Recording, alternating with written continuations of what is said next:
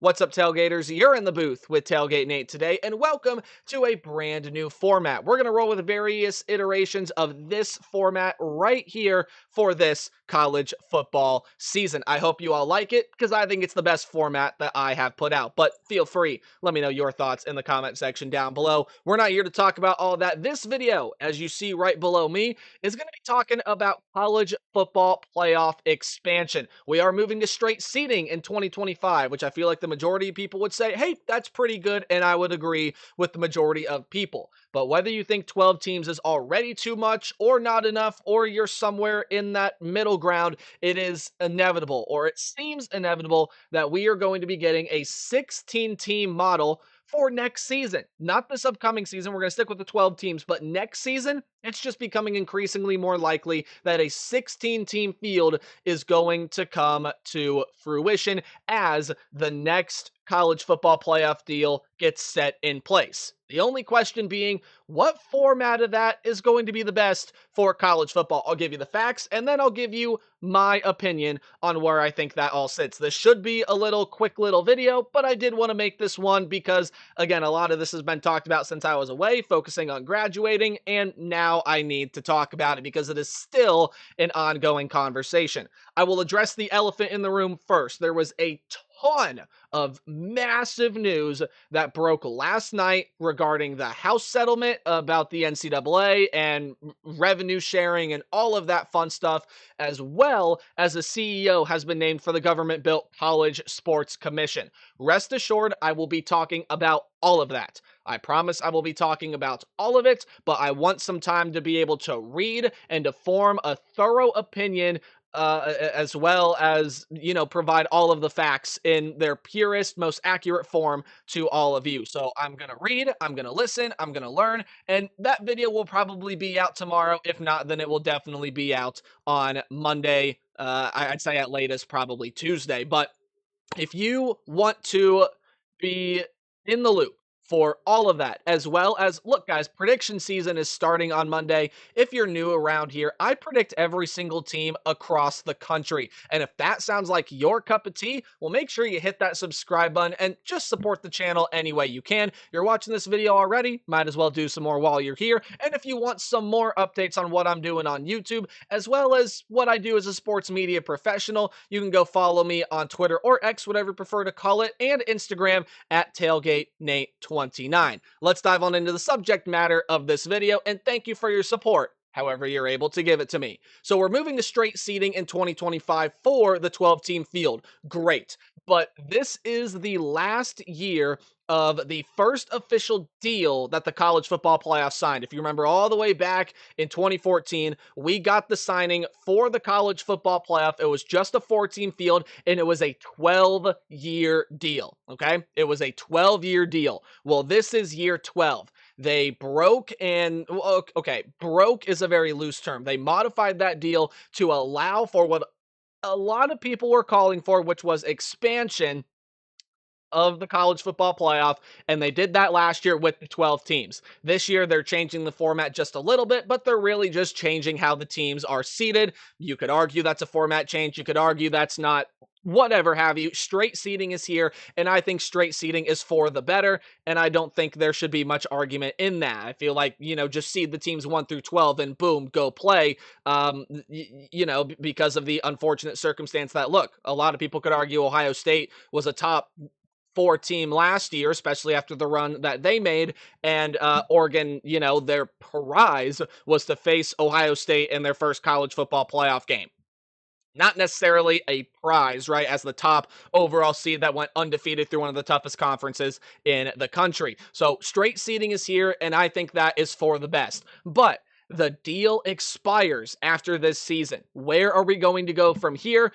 It is most likely 16 teams. I think it's inevitable it's going to be 16 teams. My opinion on that, I was a proponent of 8 teams, but seeing the 12 teams, I feel like that's the perfect number, especially as college football, as you've seen over the past couple of years, just has more and more parity to it. And especially this year, you really feel like there are 8, 9, 10, maybe even 11 teams that can truly go compete for a national championship. Now, we might not feel that way at the end of the season, but the way I feel right now, I think there are very, very close to double digit teams that can go compete for a national championship. I think there are so many rosters that are built like that, especially in this new format. And again, it's college football. Chaos can happen even in the college football playoff. So, these are the two models that are going to be happening here. Again, whether you like it, whether you hate it, there's no sense complaining about it because it's probably going to happen. So if it does happen, these are the two models right here that we are going to be focusing on. Over here, you have the 442213. It sounds like a phone password, but it is basically how teams are earning bids to this thing. And over here is the 5 plus 11. That equals 16. That's how many teams are going to be in it. I'll explain both right now. Give my thoughts and opinions on, just what I think. So over here, you have the 442213. Again, Nate, that's sounds like my phone password. But it again basically is just how teams are going to be earning bids to the college football playoff. The SEC and Big Ten have a ton of leverage throughout the college landscape. And that would be true even if we go with this model over here, which I'll explain a little bit more. But with this model, the 442213, the SEC and Big Ten are going to be earning 4 auto bids each. So the top 4 teams in the SEC and Big Ten are going to automatically get a bid into the college football playoff. Great. Then the ACC and Big 12 are going to be earning 2 bids, with the group of 5 champion earning that last final automatic bid, and then the 3 just stands for 3 at large. So that leaves place for your Notre Dame, a 5th team from either the SEC or Big 10, or a 3rd team from either the ACC or Big 12. So let's address the things that I feel like maybe aren't necessarily the cleanest with this format. I know a ton of people like it because it would simplify the committee, right? The distrust of the committee is something that a ton of college football fans feel, myself included. I feel like most of the time the committee has done a fairly decent job, but there obviously are the times where they don't, stay consistent with their own format and their own sort of analysis of the teams that we always like to watch on Saturdays.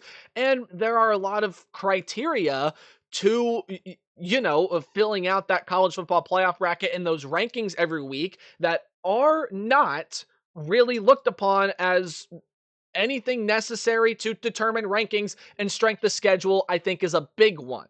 A big one that everybody is saying, because now the talk around college football is you don't have to play meaningful games. You don't have to play the big non-conferences. As long as you win 10 games, you're going to get in now. Like, strength of schedule has got to be a point of emphasis moving down the line. But again, you move off of all that.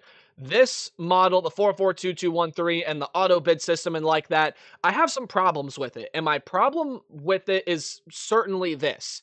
There's not a guarantee that 4 teams in the SEC and 4 teams in the Big Ten are bona fide national championship contenders. The SEC, I think it's a little harder to make a case for that because, especially this year, I think there are 4 teams in the SEC that can go win a national championship. That's Texas, Georgia, LSU, and the Alabama Crimson Tide. You could even throw some fringe teams in there like pretty good, should be really good to under Elko, so on and so forth. Well, let's look at the Big Ten last year. I think a lot of people felt like Oregon was a true national championship contender.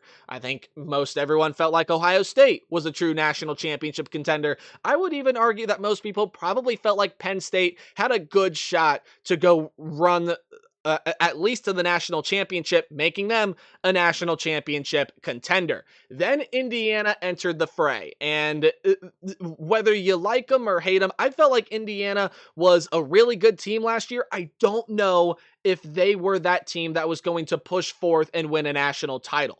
I just didn't see them as that caliber of team, mainly because of just the way they were built, and it was year one.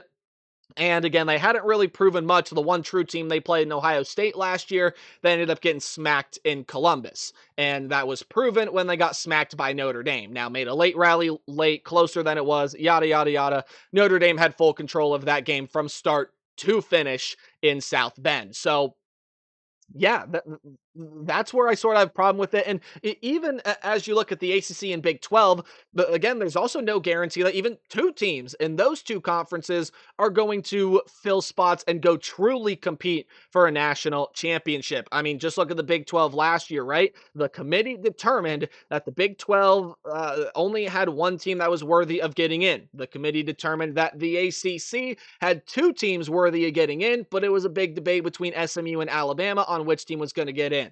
Not a very big debate, if you ask me. I think the committee made the right decision in that, but again, that's water under the bridge now. What's done is done. And then the G5 earns one bid, and you have three at large. So just because the SEC and Big Ten earn four auto bids doesn't mean that a fifth team can't come in there, even a sixth team. Same thing with the SEC and Big 12. You just change that five to a three, right? Doesn't mean that a third team from the conference can't come in. And even if the rankings and stuff permits, then yeah, like why not a second group of five team join in there, right? As unlikely as that is going to be, it is still, again, you have to consider it as a possibility within this format. Again, I have a lot of problems with this format. It's, again, the auto bid thing, it gives power to, it gives more power to the bigger and better conferences. Now, I do think there's no argument that the SEC and the Big Ten are by far and away the best two conferences in collegiate football, but they shouldn't be dominating the sport in this sense, right? Like, dominate the sport on the field all you want. The results on the field are going to provide for themselves. But here, I feel like every team in every conference needs to be treated equally, even if they aren't created equally. And I know that can sound pretty hyperbolic, but that's what I think this model, the 5 plus 11, does. And if we're going to move to any one of these two, I'm in favor of the 5 plus 11. And a lot of conference commissioners, a lot of guys wearing suit and ties that are in a way higher position than me, would agree with me. So, like now, the top five conference champions would get in. That's your ACC, SEC, Big 10, Big 12 champs, as well as the highest ranked G5 champ. Cool. They would all get auto bids as currently sets, keeping the meaning of conference championships, even though some people feel like that has been diminished to a slight point because now losing your conference championship might not necessarily mean anything. But again, it meant something in the Big 12 last year. Absolutely. So the top five conference champions are going to get in, right? Then you have 11 at-large bids to the highest ranked teams. This is the one that's gaining the most traction. It really is quite the simplest, right? Look, the 4-4-2-2-1-3, that's just a lot of numbers. People can be confused on what that means. The 5 plus 11, you take your top five highest ranked conference champions. Even again, if like the Big 12 or the ACC or somehow the SEC and Big 10 champ is ranked lower than a second group of five team, well, again, the top five highest ranked conference champs are going to get in. So if that means two group of five teams, even though that's pretty unlikely, you do have to consider that as a possibility. And then 11 at-large bids to highest ranked teams, pretty much what you have now with the 5 plus 7 model. This one is gaining the most traction, and I assure you too, with the 5 plus 11 model, that straight seating would absolutely be a point of emphasis in there. Again, probably straight seating as much as possible with the 4-4-2-2-1-3. I feel like the 5 plus 11 is the best. Now, you can feel free to form your own opinion and things about that. I don't necessarily think there's a wrong answer here.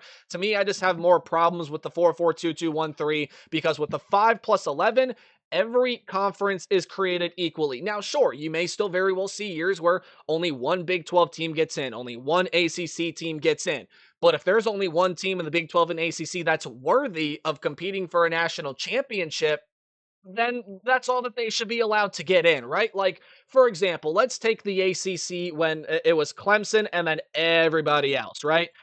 You take a 12-0 Clemson, and then what if an 8-4 Florida State is your very next team? To me, that team is not worthy of competing for a national championship. So why should they be in the college football playoff, right? And the 5 plus 11 model just avoids all of that. It's going to get the 16 best teams in as determined by the committee.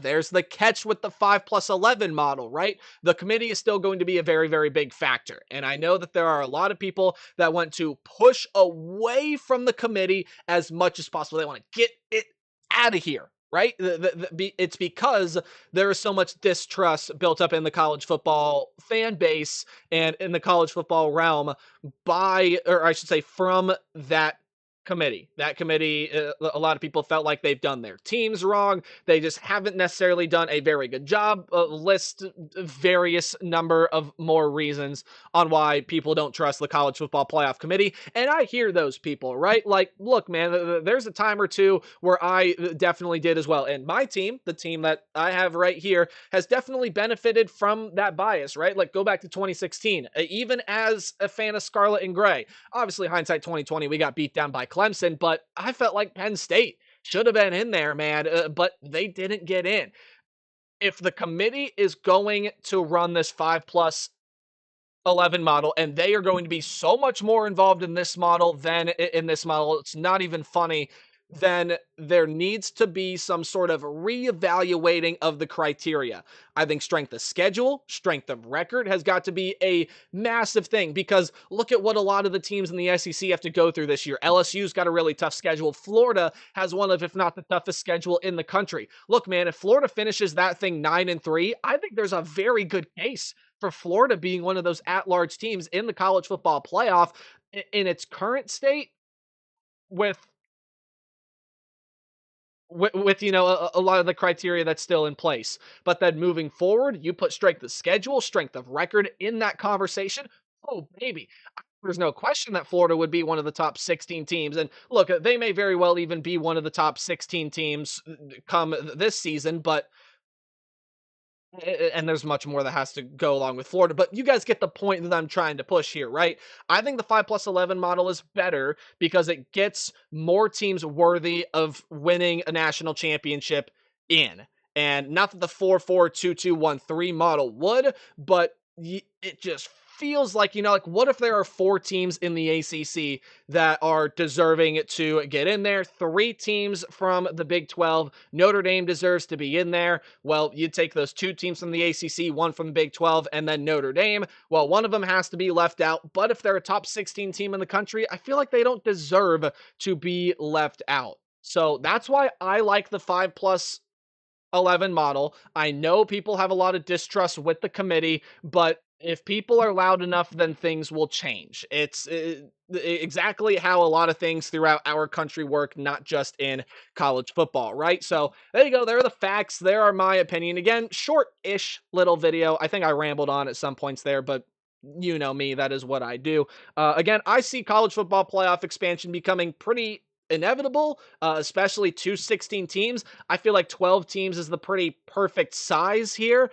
8 maybe a little too small. 16 I think is a little too big. I feel like 12 is that goal and that number that we wanted to hit. And to be honest with you, I don't feel like we've given 12 teams a fair run, but they have to sign a new deal and that has to put a new plan in place. A lot of conference commissioners are gaining traction on the 5 plus 11 model. The SEC, the Big 12, and the ACC, I know, are all in on it. I don't think the Big 10 has set a stance one way or the other. But let me know what you think in the comment section down below. Anything regarding college football playoff expansion. Hey, if you comment, I might just even interact with you down there. Remember to play hard, but tailgate harder. Prediction season starts on Monday, but be looking out for that video about the House settlement and about the College Sports Commission. That one is going to be a doozy. Have a good day, everyone. Have a good weekend. Goodbye.